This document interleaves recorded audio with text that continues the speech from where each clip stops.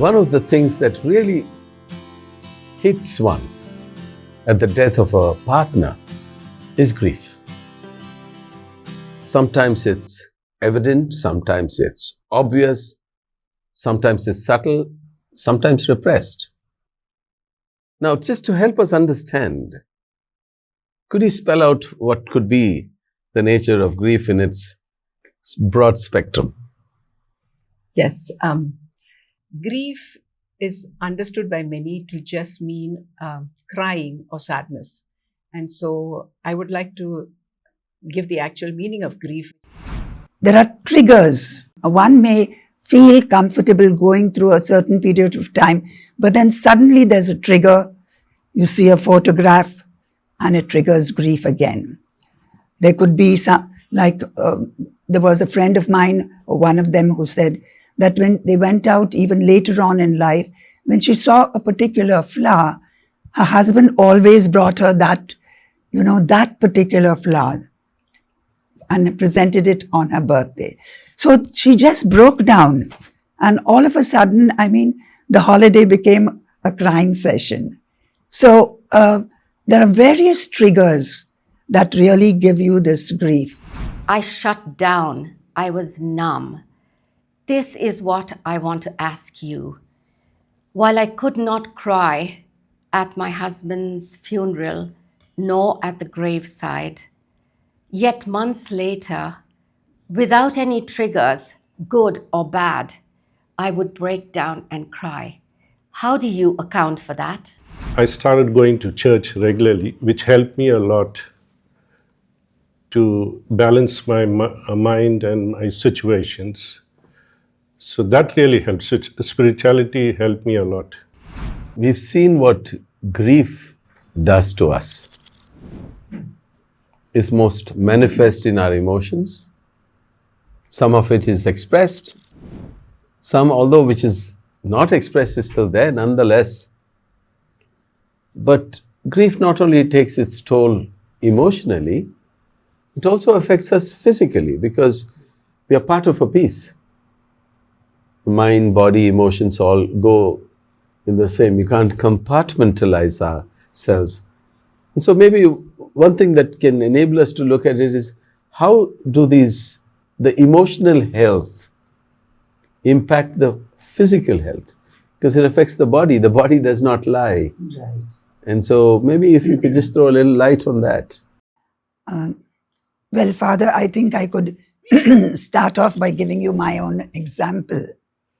We had a wonderful married life, and we were very fortunate to have celebrated our wedding anniversary, silver wedding anniversary. And within a year, I lost my husband. At that time itself, there was a little bit of a feeling of uneasiness before I lost him, simply because he was unwell for a very short period of time. But the grief, the death of my husband, triggered off within me a feeling of numbness, a feeling of uneasiness. I suddenly started to become breathless. I started to feel I cannot manage what's happened. And although I was trying to be brave and face life, because I was a lecturer at that point of time, I had to go into college regularly. I tried to cope in different ways, but I found my health was slowly deteriorating. Before I knew it, actually, my friends all, observed and told me that, look, you have lost weight. You have, what is wrong with you? And I was up and down going to the doctor now and again, just getting breathless. So it affected me very badly. And of course, much as I tried and, visiting various doctors, etc. Finally, of course, it was put down as, well, she's got asthma, okay? So, okay, that's the way I was affected, and I'm still affected with the same thing. But how did it affect my life after that? Every time I moved out, even when I went to college, when I taught my students, I was unable to carry on my lectures in the way I wanted to. And that affected me over a period of time, because then I felt I wasn't doing a good job and I had to do it the best I could. It dragged on for a year, and then after that, because of my ill health, I had to leave my job. So here is one example, which is maybe an extreme, which the death of my spouse resulted into something that totally changed my life pattern. Now, there are many others, and from the stories that are related to me in the book, some of them literally, they became recluses. There is a lady who for 4 years, she didn't get out of the house because she was so thought about the whole thing, unwell. Her children thought she was faking illness, but it's not that. It was just that she could not take it. So there are various things that, add on to this from emotional health to physical health. One cannot function the way one needs to function. One becomes ill more often. Children wonder what is wrong and they try to help out, but that does not help very much. So this kind of a situation is not the best, and all because of the loss of the spouse. So I don't know whether you would have something more to say on that, probably. I guess generally emotional and physical health and how it's connected is quite well known, isn't it? But when you add the state of loss or grieving to it, then it can compound it, like you said, you know, and the symptoms are very physical. Right. While the emotions are there and it's internal, nobody sees them. Yes. But how it manifests itself physically is what is seen to the world. Yes.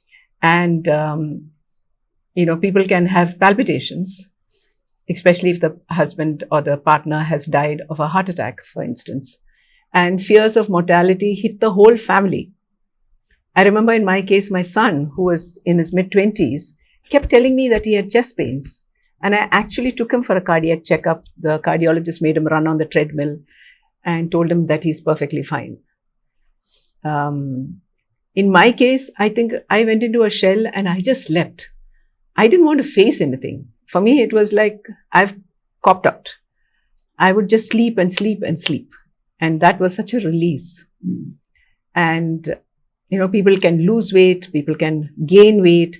And one of the common problems associated with loss and the emotional state is gastric disorders. Yes. And so there's increased or decreased appetite, and people gain or lose weight. And no one can understand. In some cultural contexts, women are not allowed to leave the home. Yes. I have a friend who belongs to a particular culture that says that for the first 4 months, the woman has to sit in the house and not step out at all. And she has a small house had no exercise for 4 months. And she just bloated. And now 2-3 years later, she's still struggling to lose that weight. Right.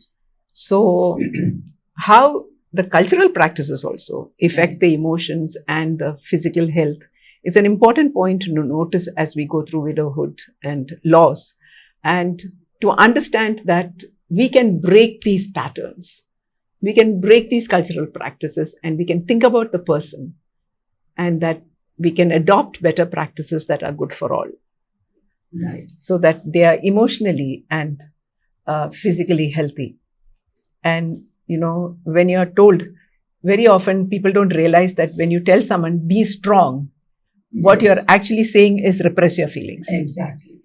And so that person feels like, I do not have the freedom to cry. I do not have the freedom to express my anger or my hurt or my, and there is a point here, an emotion that we have not talked about so far, which is that if there is a prolonged illness or suffering, there is a relief that the bereaved person feels when the partner passes away.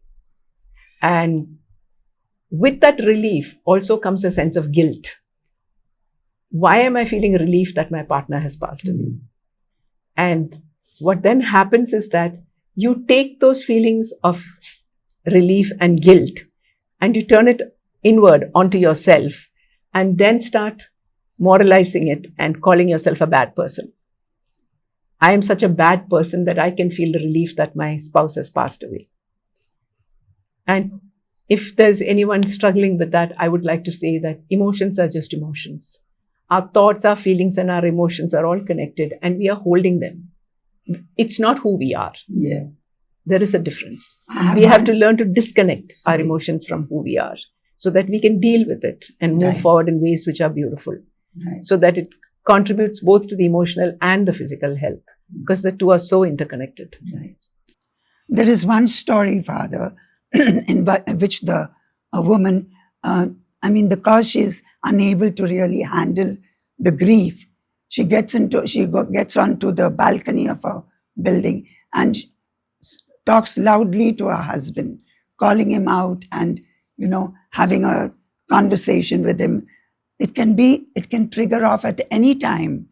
And that's, again, her emotional self is so totally upset, yes, that she does these things now. And then for the children, it's a shame, it's a disgrace. So they try to drag her in and she screams all the more. So it's like, there are stages where some don't feel any emotion. They just close up and maybe they just want to just be with themselves. There are some that will just burst out. Some burst out into overworking. Some do things like screaming and yelling. So there are different ways. The physical self is not in control. That's what I'm trying to say. And I would also like to add here that while we talked about tears and how beautiful it is, for cultural reasons or for even medical reasons, sometimes there are no tears. Yeah. Right. And so when people are not able to cry, then they also start making judgments on themselves. Yes. That I'm not grieving enough, or people will think I did not love my husband or my wife, and therefore they start blaming themselves for not having the tears. What is important to acknowledge here is that whether you have tears or not, the sorrow is very present and it's within you, and that sorrow needs to be expressed. For some people it's in the form of tears, for some people it's in the form of writing letters, or other coping mechanisms. It could be talking aloud. Right. There are many ways in which to cope, and tears, while they are a release, may not be the coping mechanism for many. And it's interesting how the coping mechanisms can be different for women as it is for men. Because, again, we cannot generalize, but the patterns could be quite different. Yes. Some can lose themselves in work, become workaholics. Yes. Some will distract themselves with activities. Some could take to addiction of different sorts, whether it's alcohol or social media, just to numb the pain. True. But the longer we do that, we don't really face these matters, and these are temporary, what we think, relief measures. And so there are, as we keep saying, there are different ways that we are trying to cope with grief, and it's so important. What I liked particularly, what both of you brought in, was how the emotional affects the physical, and sometimes the vice versa. Yes. Because what we can see happening sometimes is, and I like you brought that in, a sense of guilt. Now, speaking of moral categories, there can be real guilt and a false guilt. A real guilt is when I did what I should have done and I did not do it. False guilt is you hold yourself responsible for things that are not in your control. And sometimes so many people fall into the category of false or irrational guilt. And you find that expressed very often, I could have, I should have, I would have. I mean, at that time you did what you thought was best. Yes. But later on in hindsight, you think of 100 of ways you could have acted differently. But at that moment, you did what you believed to have been best. So it's important, while guilt is an important factor, to make sure that it's not a false, irrational guilt.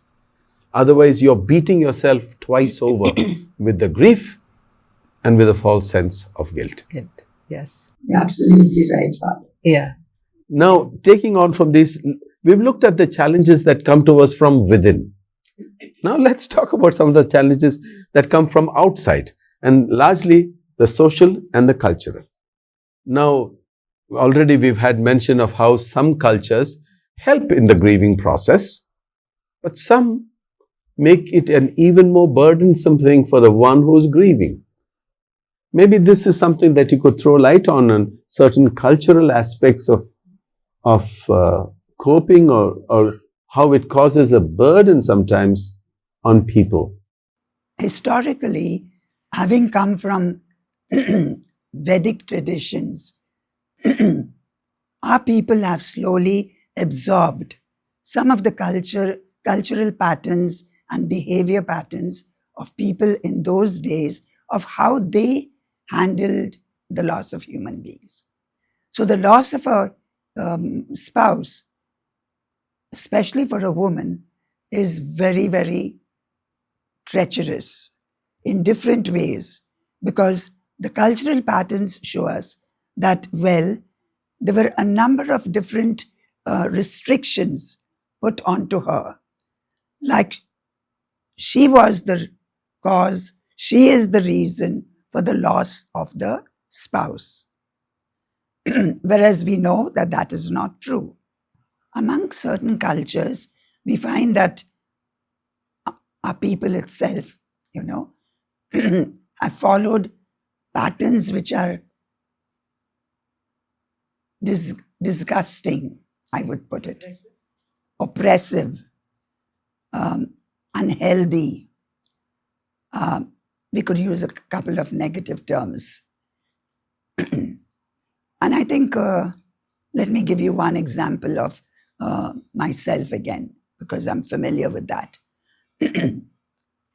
After the funeral of my husband, we came home, and, well, my mind was all a mix of 101 things.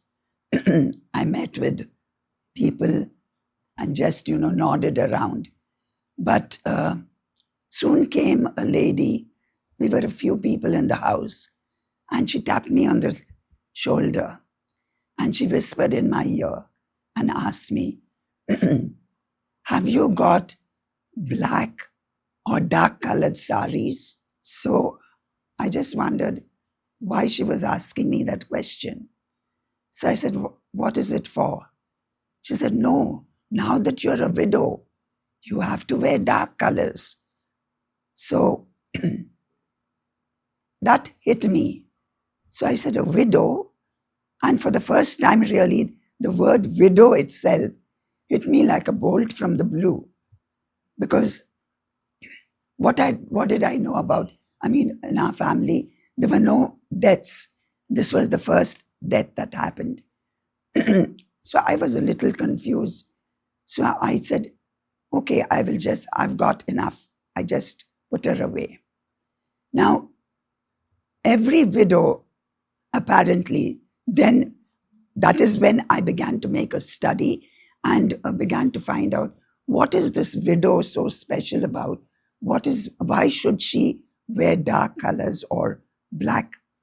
And then she told me then I learned that it was a pattern that, you have to mourn for your husband on the exterior. You have to show that everyone should know that here is the most recent widow. So that's not what we should really be doing. So I said to myself, no, that's not me. I will wear, because my husband wanted me to wear whatever colors I liked. So there was no question that I was going to take that. Then there was another time. We're not supposed to wear jewelry. And this was not for me, but my friends, as I studied and began to understand more, I learned that, well, at the funeral itself, there are some states in our own country also, and among our people, where they break the bangles, or they take off the bangles, they take off your jewelry, they strip the widow to absolute barely wear what is required. The bindi also to be removed if she's wearing a bindi. So these kind of things do not go well. The cultural part of it is we are affected by all this. I'd like to give you another example. My husband had bought musical tickets for a show that was, 10 days. It must have been about 12 days after he passed away. So the tickets were on the table. So after everything was over and I felt lonely and all alone, I saw the tickets and I said, oh, let me see. And I checked it out. I said, oh, for the sake of my husband, let me go. Because we would have enjoyed it. And he bought 2 tickets for the 2 of us. So I went to the show. I went to the program. Then, as I was taking my seat, one lady came up to me and she said, oh, you're come. She said, so nice to know that you're not mourning. And she raised her eyes up to her eyebrows almost reached her hairline. And she said, it's wonderful, wonderful, good. And she sort of left.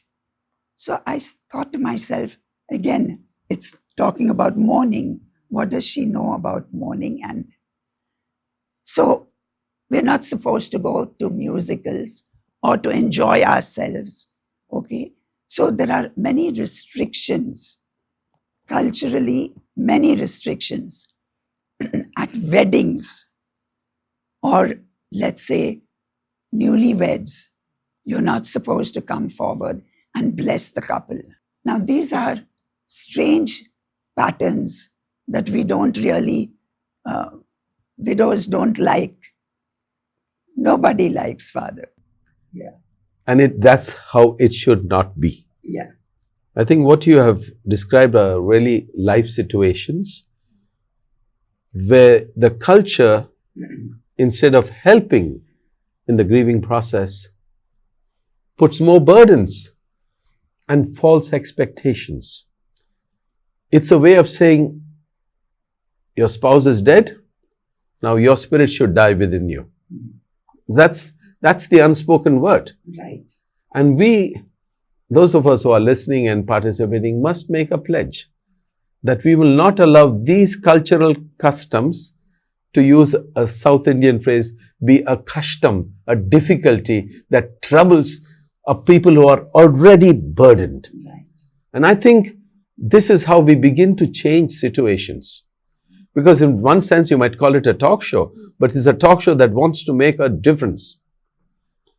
Because you're already coping with grief internally.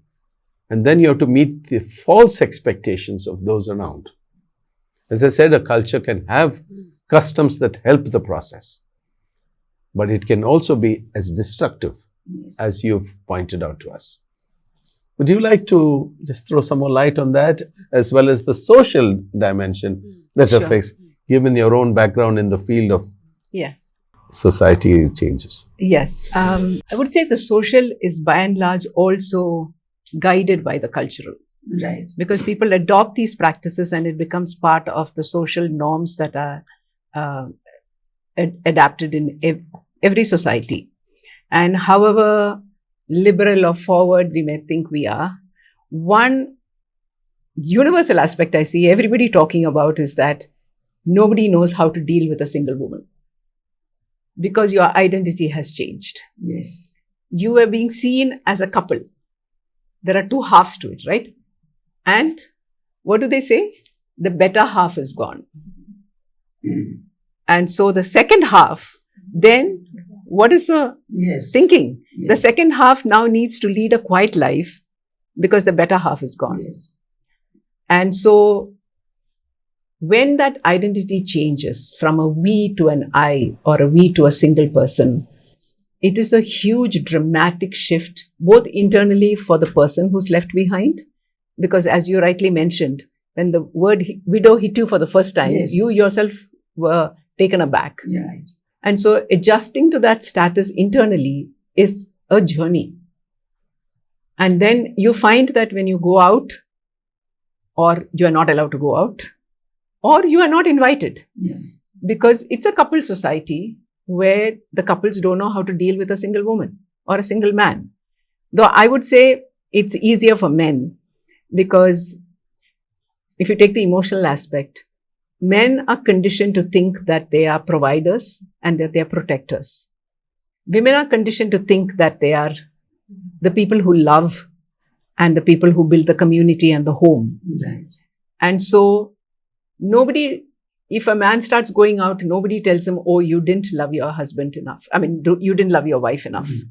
But if a woman starts to go out, then the Yes. implication is you are not mourning your husband, or you're not mourning Yes. your loved one. You didn't love enough. Yes. And these are social aspects which start to impact even the health of the widow, because she's confined to the home, or she's not welcome in a society that sees the world only in terms of couples and do not know how to accept the changed status. And women sometimes withdraw themselves inward. And I can tell you, I'm one of the people who did that, because I didn't know how to go and fit into that same society where everybody was a couple.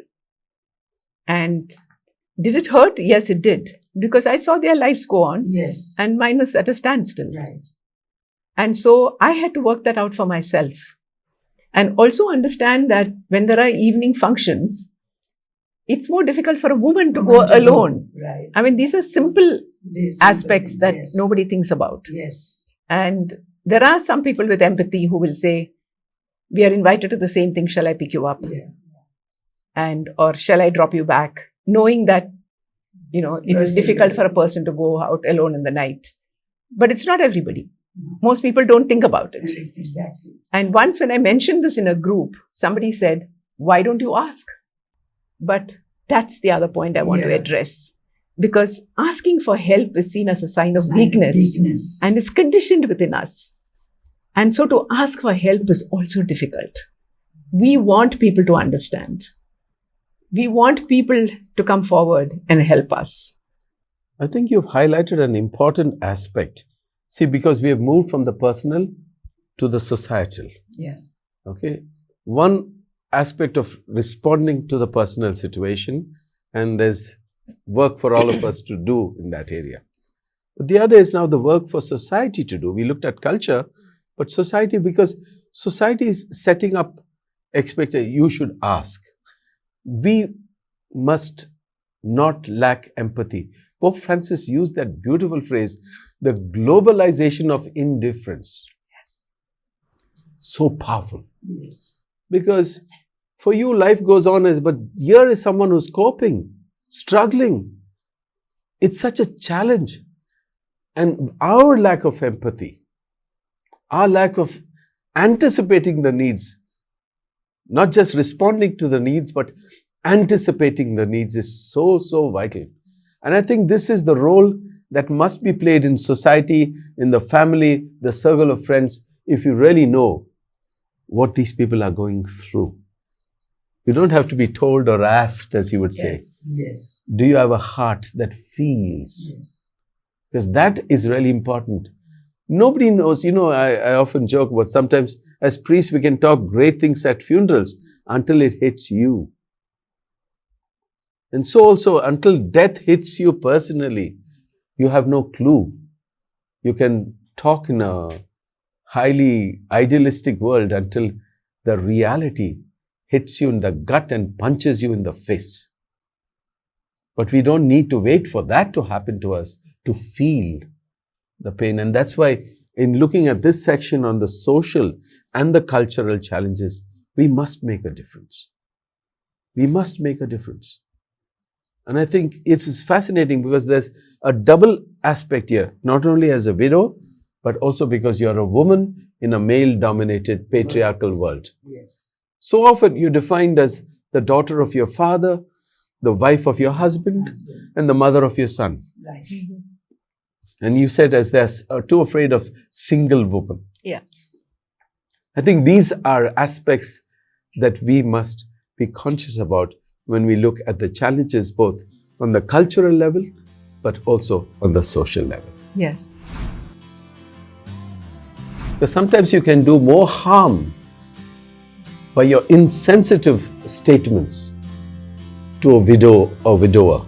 But one aspect, particularly when it comes to the person, is the distinction we make between solitude and loneliness. Because sometimes some people use them as synonyms, as interchangeable words. But they are not. So I'd like to take a few minutes here and explain two models that I work with. So the first and the most well-known model is by Elizabeth Kubler-Ross. It's called the 5 Stages of Grief. With the death of your spouse, you have to handle all the financial affairs. Not only what you have, but what is also due to you in property. And sometimes the family members can just isolate you because there's no man figure, especially in a male-dominated world. I have a story to tell of a woman who has never entered a bank in her life. She was looked after by her father and then got married and then looked after her by her husband.